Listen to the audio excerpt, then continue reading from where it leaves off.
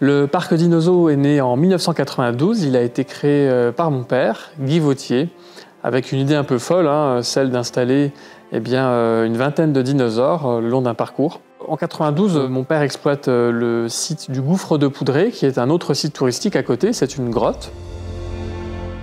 Et il part aux États-Unis. Il rentre avec cette idée un peu folle de vouloir créer son parc à thème, son parc d'attractions. Il part à la recherche d'un terrain et il finit par le trouver, ce terrain, environ 15 hectares, une nature exceptionnelle, 2 bâtiments, un château avec une maison vraiment, une maison de maître assez remarquable, et puis un autre gros bâtiment à côté qui est un ancien site de dortoir, puisque avant, Dinozo était une colonie de vacances et avait déjà vocation à accueillir des enfants.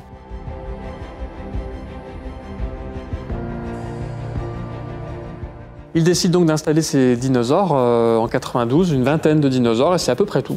Le succès est plutôt bon. 1 kilomètre de promenade préhistorique, tout à fait scientifique. Les 24 dinosaures en fac-similé ont été dessinés par des artistes nationaux et contrôlés par le Muséum d'histoire naturelle de Paris. Il est lié alors déjà à l'effet de nouveauté, c'est un peu atypique à cette époque. Et puis en 1993, il y a un certain Jurassic Park qui arrive sur les écrans, et ça c'est un boom assez phénoménal dans ce qu'on appelle le début de la dinomania, vraiment cette période où le grand public va s'intéresser aux dinosaures, ce qui était un petit peu moins le cas avant.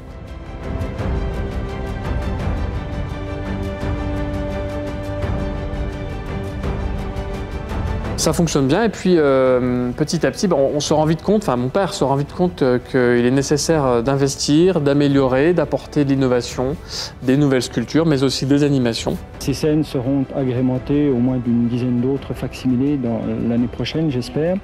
Et puis nous avons la volonté d'aller beaucoup plus loin. Et puis vraiment l'étape clé, ça va être 2004, où arrivent les premières attractions mécaniques, et où ça va être un tournant pour le parc, donc l'arrivée de Dino Galopant en 2004, puis de notre cinéma 4D en 2005.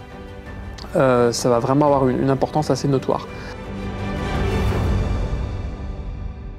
Ensuite arrive malheureusement son décès en 2014, et c'est à ce moment-là qu'avec mes sœurs, on reprend l'exploitation de ce site, en voulant continuer tout d'abord les projets de mon père. Il y en avait beaucoup, et on décide donc en 2018 de se lancer dans un nouveau gros projet qui est l'arrivée d'une nouvelle attraction et d'une aire de jeu, donc l'attraction Mégalodon River, et puis Arbreville, qui par contre était vraiment un projet né de mon père, et on a décidé de faire les deux en même temps.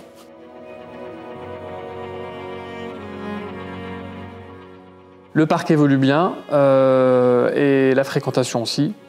Mais arrivent quelques problématiques qu'ont les parcs de notre genre lorsqu'on a une croissance importante, avec un nombre de visiteurs important, mais aussi en coulisses un nombre de salariés qui augmente. Et à partir de 2019, vraiment on se pose la question de l'avenir de Dinozo. Est-ce qu'il faut aller vers un Dinozo avec un peu plus d'équipement, une meilleure capacité d'accueil, ou rester comme nous sommes? Et on fait le choix de la capacité d'accueil. Le choix, en fait, il a été vraiment dans un but précis, le respect de nos visiteurs. C'est-à-dire qu'on ne se voyait pas créer de nouvelles attractions, de nouvelles animations, sans proposer une offre et des services d'accueil de qualité derrière. Pour développer ce Dinozo, ça passait d'abord par un avant-projet. Nous sommes passés par 2 entreprises. Les financements étant bouclés, nous sommes passés ensuite vraiment dans l'opérationnel avec des architectes locaux, puisque l'avant-projet a été réalisé par des entreprises parisiennes. Et ensuite, ces entreprises parisiennes ont confié donc l'élaboration des plans d'exécution, mais de la maîtrise d'œuvre également, directement avec 2 architectes locaux. Et puis ensuite, la phase travaux. La phase travaux qui donc a été une lourde tâche sur 2 ans, avec le développement du parcours dinosaure, la création d'un chalet toilette, la rénovation complète de notre restaurant Le Jurassique et la création du bâtiment pavillon d'accueil qui regroupe à la fois une boutique, une billetterie, une entrée, un abri pique-nique. Et ça a été donc environ 50 entreprises, plus de 100 ouvriers sur 2 ans. Il a fallu accueillir, manager, diriger. Et voilà, c'était vraiment une aventure humaine intéressante.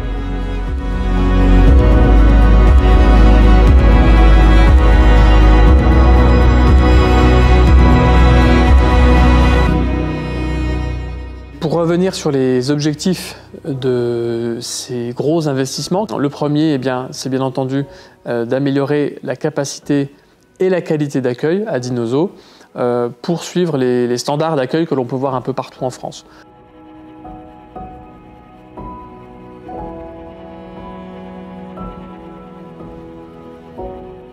Lorsqu'un parc grandit, c'est aussi l'objectif de pouvoir mieux accueillir ses salariés. Il faut savoir qu'on est passé en quelques années de à peu près 20 salariés à près de 50 salariés en saison, l'été. C'est plus de 150 contrats à l'année.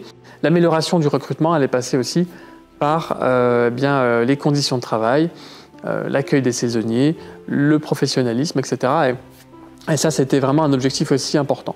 Troisième objectif de tous ces équipements, eh bien, faire vraiment de Dinozo une entreprise de l'entertainment régional, c'est-à-dire avec une qualité d'expérience visiteur de bon niveau. Et le plus important, c'est que dans tous ces projets, on souhaite rester un parc familial, donc avec des équipements qualitatifs, mais tout en restant dans un esprit familial, disponible, ouvert, puisqu'on a quand même une tranche d'âge entre 3 et 12 ans, et qu'on souhaite rester vraiment le plus proche possible de nos visiteurs et de nos clients. Et au-delà des dinosaures, nous allons à Dinozo, je pense, nous orienter également vers d'autres sujets qui ont toujours un lien quand même avec les dinosaures, mais qui ont plutôt un lien avec l'histoire de la vie sur Terre, car Dinozo, ce ne sont pas que les dinosaures. Nous traitons aussi des sujets de la préhistoire humaine, l'histoire des êtres humains sur Terre, mais aussi de la biodiversité, des extinctions, mais également des changements climatiques que les dinosaures ont connus également. Et c'est vrai que ce sont des sujets qui nous tiennent à cœur, qui, je pense, sont de plus en plus ancrés dans la tête des enfants, mais aussi des parents.